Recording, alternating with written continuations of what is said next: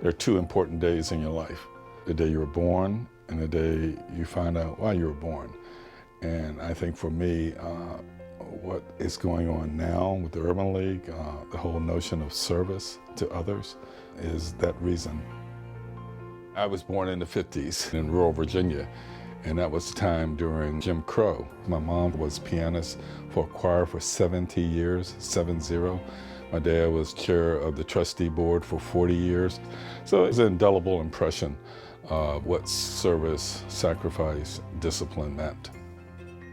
In the 60s, the country was in turmoil: black, white, Vietnam War, and you saw all types of efforts of leadership, advocacy, unrest, if you will.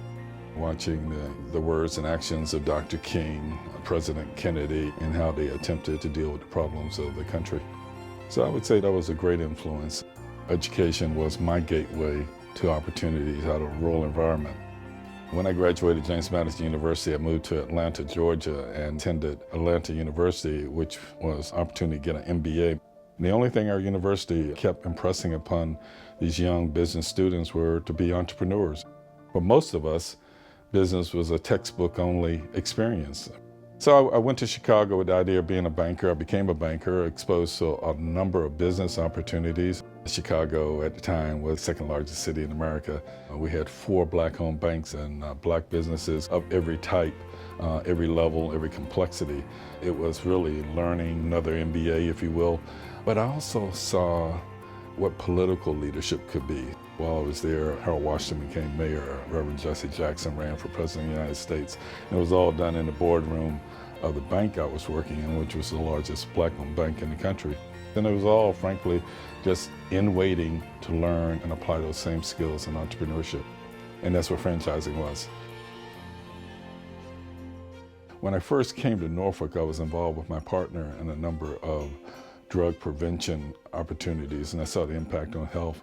And over time, exposure to other professionals, really began to drill home the impact of health disparities and how they impact the quality of life and length of life. And as a consequence, as I grew, I chose my board work to match those areas where, frankly, I had interest.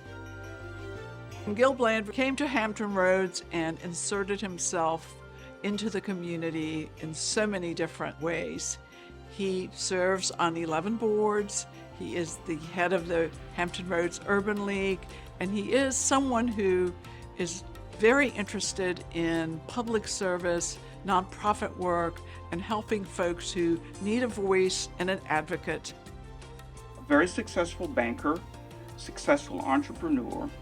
At some point, he owned and operated over 70 businesses in 3 different states with nearly 2,000 employees. And he decided there are so many challenges out for the community. I really want to get engaged. Now, Gil works pro bono for the Urban League. Why?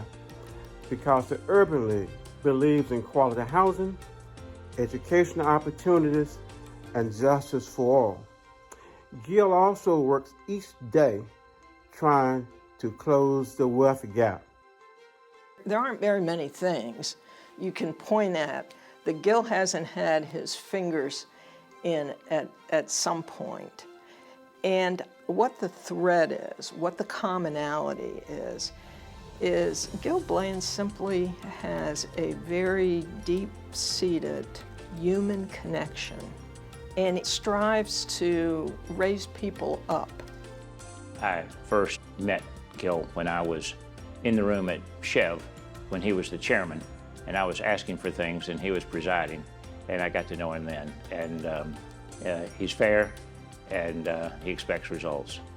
The fact that Gil is involved in so many different causes throughout Hampton Roads and throughout the state. Healthier 757. He's on the board of Centera Healthcare, advisor with Eastern Virginia Medical School, active member of the Hampton Roads Community Foundation, the Old Dominion University. So he always finds a way to make an impression to help the cause, whatever it may be. Gil's really unusual when it comes to family. He is religious in protecting his weekends so he can spend all of his time with his family. That's a real asset. I wish all of us did that in a regular basis. He's got 5 children. He and his wife, Joyce, have raised these great kids. So these are extraordinary people. And obviously, the parenting that they gave their children was unbelievable. For anybody who knows me, my schedule is usually based upon my children's schedule because I did not want to miss anything. It goes with a blink of an eye. As it relates to my wife, she clearly has been my partner in every aspect of my life. She's helped develop my thinking, my thoughts, my execution in every way, and I'm so very proud to call her my wife, but also to publicly say just how skilled and proud I am of her accomplishments. Gil cares, and in that caring is sacrifice and a willingness to do things, not for himself, but for the betterment, I call, of humankind. And the region and the Commonwealth and the nation is better because of people like Gilbert. I call Gil a VIP, a real VIP, a very important presence for all of us to emulate. His hands are on every equal access opportunity for the citizens of this community. Education, health care, housing, jobs. He has really left a remarkable example for people to follow.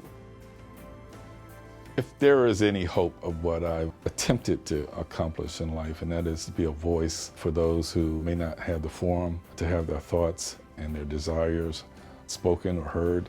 I take the words from Hamilton, being in the room where it happens. If I can be in those rooms where it happens and be an advocate for those who need help and have dreams like all the rest of the communities, then I feel like I've participated properly in the role that I was given.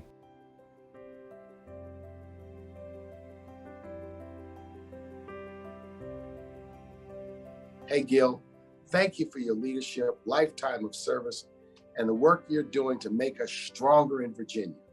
I deeply appreciate it. Congratulations for an award well-deserved. Sending you the best from all of us here at the National Urban League, as well as all of your colleagues across the country. Continue to empower communities and change lives. Congratulations.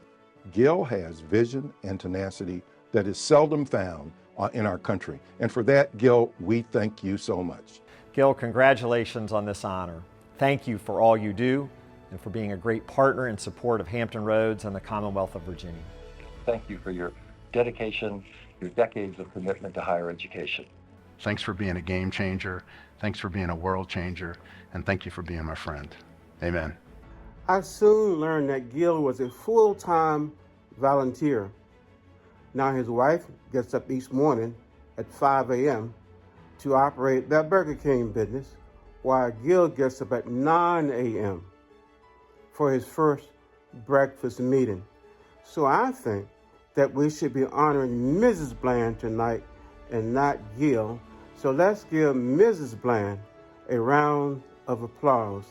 Mrs. Bland, I thank you for all that you're doing.